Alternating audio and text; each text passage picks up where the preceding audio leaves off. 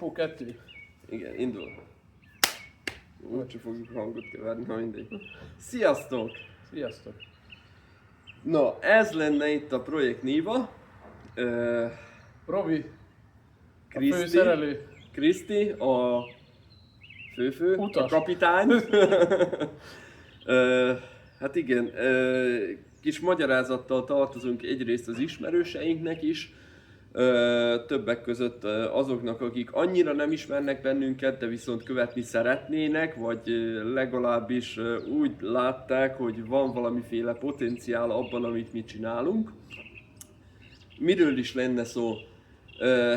Ez a két bolond, a Kriszti meg a Robi, mi kitaláltuk, hogy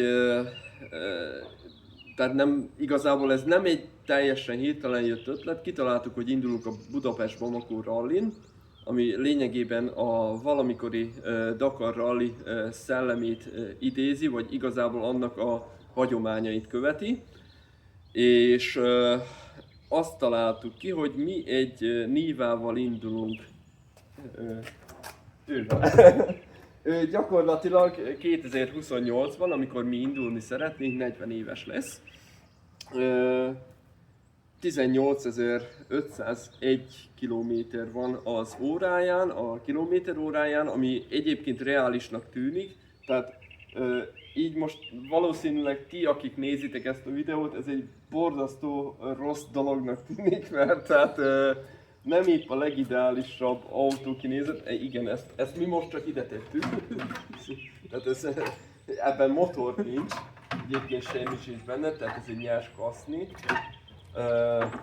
A motor az bent van a műhelyben, azt teljesen újra kell építeni, teljes mértékben. Megszorult a 3-as henger, befolyt a víz, stb. Ez az autó gyakorlatilag 30 évet állt illetve két pajtában. Hogy is vettük mi ezt meg? Felmentünk a dán határ környékére. Hát először is úgy kezdődött, hogy találtunk egy hirdetést, Igen. ami az Európa legolcsóbb ladáját kínálta, Hát, darabokban. igen. Majd az én biztatásomra ezt megvettük. Mondjuk Lehet, nem, illetve egyébként nem kellett olyan nagyon sokat biztatni, mert ugyanolyan bolondok vagyunk. De azért kellett egy kis lökés. Hát kellett, azt valljuk be. Úgyhogy elutaztunk, mennyit? 700 kilométer? 800? Bőven 700 kilométer volt. Igen, majd 800 kilométer, csak oda. A látatlanban megnéztük az autót. Lubov, úgy hívták a települést, Lubov. Hát fönn az északi tengernél, Igen. mi meg lent vagyunk délen. Bajorország, Regensburg mellett. Hát közel. úgy, közel, tudjuk. Igen.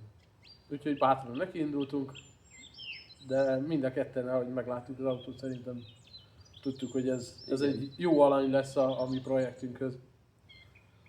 Úgyhogy igen, tehát elhoztuk a mi kis lagyikunkat, a nívánkat. Meglátjuk, hogy mi fog belőle kisülni. Mi minden esetre készülünk teljes mértékben, teljes gázzal, mondjuk így, a Bamako rallira. És megpróbáljuk a legtöbbet kihozni ebből az egész dologból. Nagyon szeretnénk indulni rajta. Ez minden attól függ, hogy hogyan alakul egyébként a mi élethelyzeteink, mert mind a ketten családos emberek vagyunk. Neki is van egy gyönyörű szép lánya, nekem is 2 lányom van.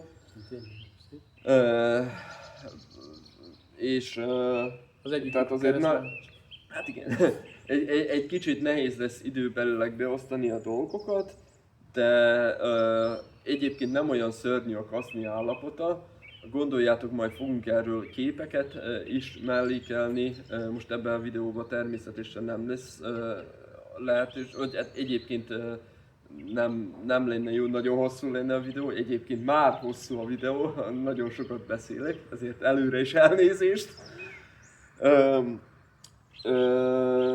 Tehát ahhoz képest tényleg nagyon jó állapotban van az autó, hogy majdnem 40 éves. Mi megpróbáljuk a legtöbbet kihozni belőle, viszonylag kicsi költségkeretünk van rá, tehát elmondhatjuk, hogy gyakorlatilag semmi nincs hozzá, úgy pénzügyileg, viszont a tudásunk van. Most én mondjuk elmondhatom, hogy én ladából igazából az összes létező csavarról tudom, hogy mi hova megy.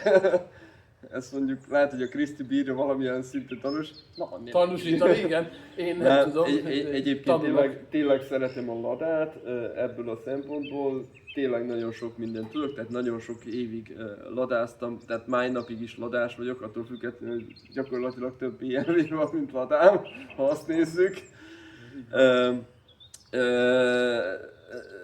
De egy nagyon kezes jószág ez a Niva, főleg ezek az első generációsak, még a fekvőlámpás, ez egy 88-as kiadású autó, egy 1006-os motorral, természetesen egy nyugat-európai, illetve kanadai piacos motorral szerelve, tehát ezen még EGR is volt, katalizátor, stb.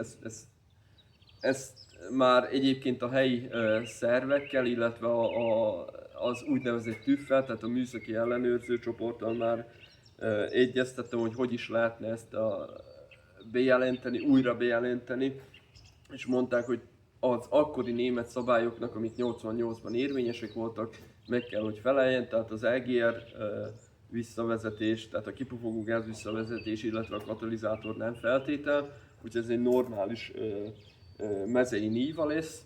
Természetesen futóművön annyit fogunk erősíteni, hogy minket végigvigyen Afrikán keresztül, illetve hát Európa nagy részén is, mert elég nagy táv van Európában, tehát körülbelül az a 3000-3500 kilométer van mit menni. Mi ezt szeretjük. Egyébként elég sűrűn el is játszunk, a gondolattal is, hogy mi ilyen túrát tervezünk, akár a Bamakon kívül is, de tehát mi mondjuk úgy, hogy lelkileg erre már fel is készültünk, és aztán úgy vagyunk vele, hogy jöjjön, aminek jönnie kell, ugye Kriszti? Ez így van. Mindenre fel vagyunk készülve, most az első cél a Bamakon való részvétel, aztán majd meglátjuk. Hát, ha még jön más projekt is. Én ebben biztos vagyok, hogy ő még tartogat nekünk valamit. Most nem olyan értelemben, hogy technikai meglepetések, az biztos, hogy lesz. Tehát ez Az nem tehát marad mit is várunk egy autótól, ami 30 éve le van támaszva egy raktárban, igazából egy fészérben volt, tehát kecskék és nyulak közül haláztuk ki, csónak volt a tetején, és ez tényleg így volt. Több kecske szar volt benne, mint alkatrész. Na, ne káromkodjunk, de igen, tényleg az volt, tehát nincs mit szépíteni.